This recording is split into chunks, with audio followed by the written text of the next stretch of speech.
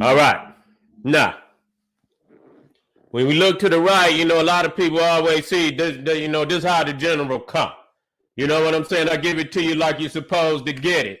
And what you're looking at to the right, you're looking at Africa top side up. A lot of people say, oh, it's upside down. No, nigga, it ain't upside down. It's top side up. You understand what I'm saying? Because why is it that way? From our orientation, you got to understand African orientation and the starting point. You see, we came from the beginning of the Nile. In the beginning of the Nile, if you look to the right, you look all the way up Central East Africa, right up there with King Tut's burial mass is, and you see a lake. You see the river coming to the lake. That's the source of the White Nile. You see one branch going over to the left. That's Lake Tana. Very little small dot, but that's only in comparison to the map. You know what I'm saying? So the Blue Nile comes out of Ethiopia. And so in the writings of the ancient Egyptians, they made it very profoundly understood that they came from the beginning of the Nile. And we're going to show in all the spiritual, all the historical evidence that this is exactly the truth and there is no other truth. See, we got to put this shit to the end. You got niggas talking about aliens landing and gave the Egyptians knowledge. Some niggas came from up under the water with some wisdom and shit and got peoples in the earth and, all type of crazy shit. Everything to deny the African the truth of being the originators of the greatest civilizations. And that's what that's. Because when we talk about the Nile Valley, it's not just Egypt. You got Egypt, but you go up and you see Kush, you see Ta-Nehisi, Ta-Seti, and you even go all the way to the southern extremities, right around the Horn of Africa, and you got the civilization which they call Punt, that a lot of people don't talk about. They don't talk about Punt, but it's documented.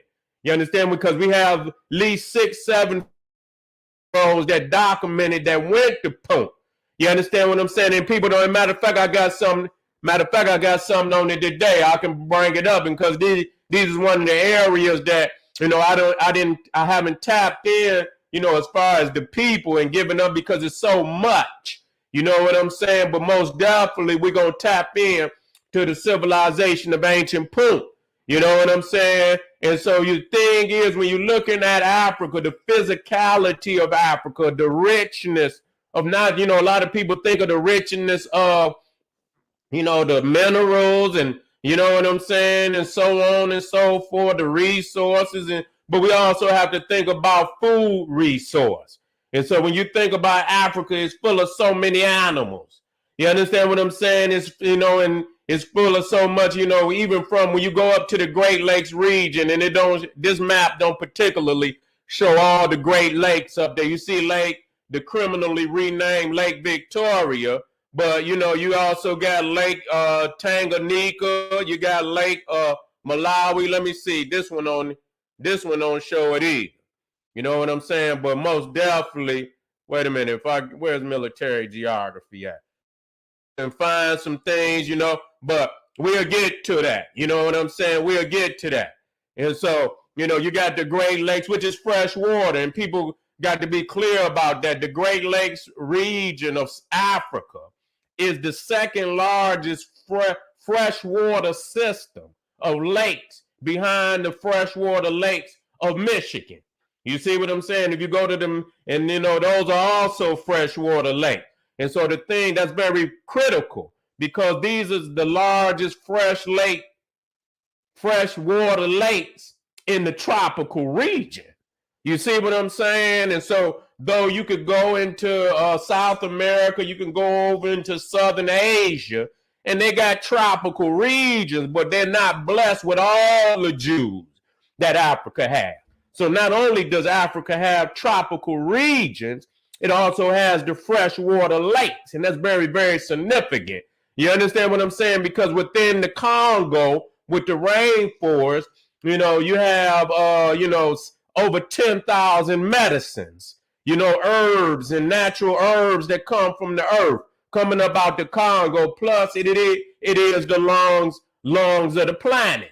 You understand? Outside of the Amazon rainforest, the Congo rainforest is the second largest rainforest on the planet. And so it's next to the second largest freshwater system on the planet. And that's very, very significant. No other area on the planet has so many natural gems and jewels. We ain't even talking about the damn minerals.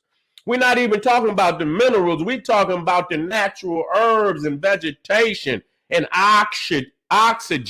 You see what I'm saying? And the fresh water, meaning you got freshwater marine life, fish, and so on and so forth. Even though the Cro-Magnon Neanderthal then took his ass over there and added foreign element, foreign fish to the damn lake, because they'll go over there and suck every damn fish out the damn water, and just like they do with the minerals. They'll go over there and suck all the damn. It won't be a fish left in the motherfucker if you let them. And see, this is another thing that we got to talk about when we talk about this gas certified. I just don't come and say, oh, this the pyramid fucker. We got to get down to the political in-depth, truth that we must practice today. You understand, to get free. And so, the thing is, we can have all these things, and we had all these things. But this beast is in Africa. He's pillaging. He's pillaging. You understand what I'm saying? And every blue moon, you'll get a shining star that'll speak up. And yeah, but his hand is still there, and he's still, reckless. And not only you got the Arab and you got his nigger minions, and I include them all in the package deal. You understand what I'm saying? And so, the thing is, as we speak about these things, what we have, in order to have it again, we're going to have to bring a very, very heavy hand down on the perpetrators of crimes against Africa and African people. Not going to do that. Nigga, you can talk all you want. You can talk all the facts you want, nigga. Don't mean a damn thing. You see what I'm saying? It don't mean a damn thing. And so when we teach from a revolutionary standpoint that it's going to have to be some physicality. And a lot of niggas want to run to spiritual, and there ain't nothing wrong, but even within the African spirituality, you're going to see that the majority of African deities in the Nile Valley is damn military deities. You understand what I'm saying? Because they came about in a time where, African people had to be militaristic about their homeland, because you had so many foreigners that understood these facts that I'm telling you about today. You see what I'm saying? So, they know